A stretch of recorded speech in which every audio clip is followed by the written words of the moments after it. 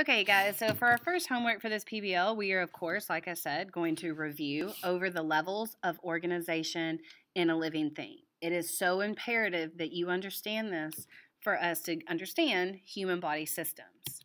So remember, the basic unit of structure of all living things is a cell. And there are many different types of cells, like a white blood cell like Osmosis Jones, a muscle cell, a lung cell, a nerve cell, a skin cell. There are many different types, but a cell by itself individually is the basic unit and structure of living things. So therefore, that is where you will always start your levels of organization because it is the smallest living thing. When you take a group of cells that perform the same function, and remember a function is its job, that is called a tissue. So example would be blood. Your blood is tissue. There are different types of tissue. There's muscular tissue, skeletal tissue, nervous tissue, digestive tissue, and then of course blood, which would be made up of white blood cells, red blood cells, platelets. All of those are cells, but they all have the same function of transporting things, so therefore it is a tissue. So for levels of organization, it's cells make up tissue, and then a bunch of different tissues can make up a what? Organ. So here are some different types of tissues. You have muscle tissue, like your biceps, nervous tissue, connective tissue, epithelial tissue, which is your skin and the lining of your organs. So an organ is a structure that is made up of different types of tissue, like your blood vessels or your heart. So we seem to be kind of going with one system, but we haven't gotten to it. So you have a blood cell. If you take your blood, which is made up of cells, and you add up all of the blood and the platelets, that can make an organ, which is a blood vessel, which is like a vein or an artery. And your heart. These are all examples of organs. Again, they all have the same function. When you take a bunch of organs that are working together to perform the same function, that is called an organ system. So the organ system we've been talking about this whole time is called the cardiovascular system, which you might know it as a circulatory system. It's the same thing, just different words. The cardiovascular or the circulatory system's main job is to transport oxygen and nutrients to our body. The heart is the muscle that is like the power force behind it. The blood vessels are like the roads. The blood cells are like the cars. And the oxygen and the glucose are like the people in the cars. But all together, the cells, the tissue, the organs, they all have the same job, and that is to deliver oxygen and glucose. So together, they belong to the same organ system.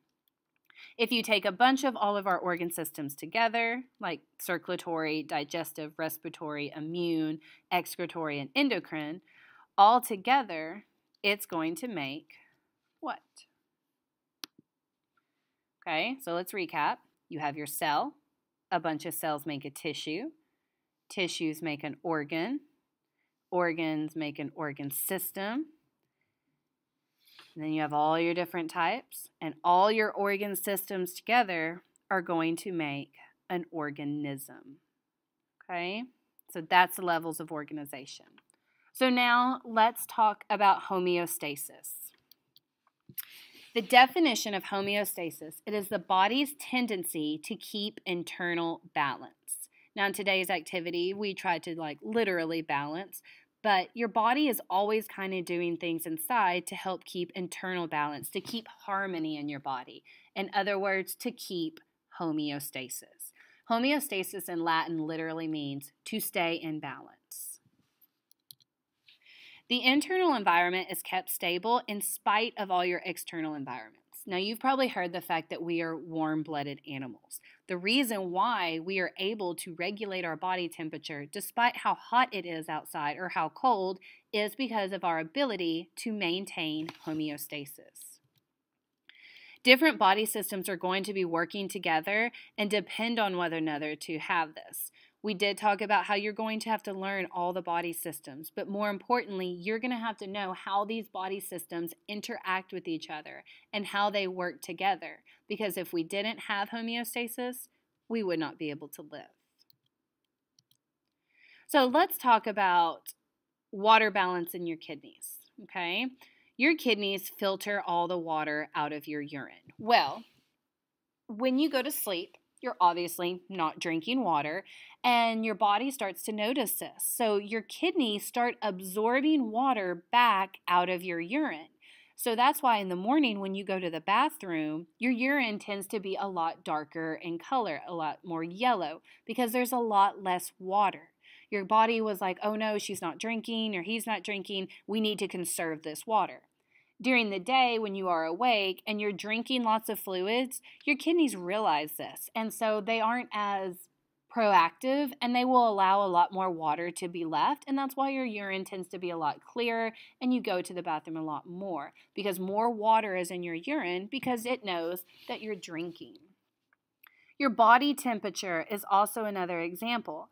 When you get really hot, your body tends to overheat. Well, to maintain homeostasis is you start to sweat. When your body starts to sweat and it evaporates off your body, it cools your body off and allows your body temperature to go back down. So this is a way of maintaining internal balance. You get hot outside, it's 100 degrees, your body overheats. So the cause is to make it sweat to cool your body back down to get it to that temperature that it wants. On that flip side, if it's really cold, what does your body do? You start to shiver. Your muscles are actually contracting. That generates heat to raise your body temperature back up. So now let's talk about stress.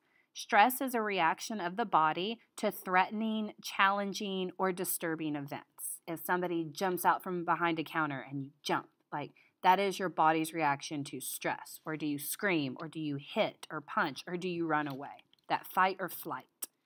Stress does affect homeostasis. We have a hormone in our body which is called adrenaline. It is chemical that is released into our bloodstream during high stages of stress. It makes your heart increase. It makes your breathing increase.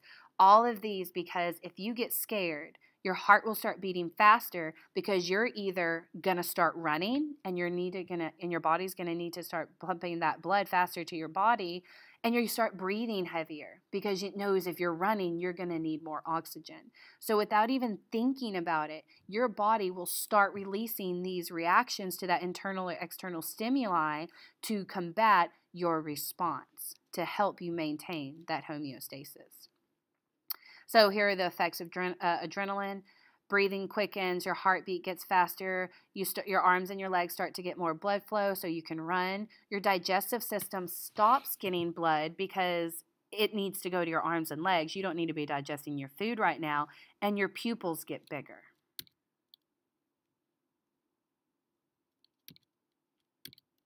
Okay, so that's where we're going to start today. So tomorrow in class, I'm going to check all of your notes. So I really want to make sure that y'all are writing really good notes. So understand what homeostasis is and some examples of it. And we're going to do some more activities tomorrow in class. I'll see you then.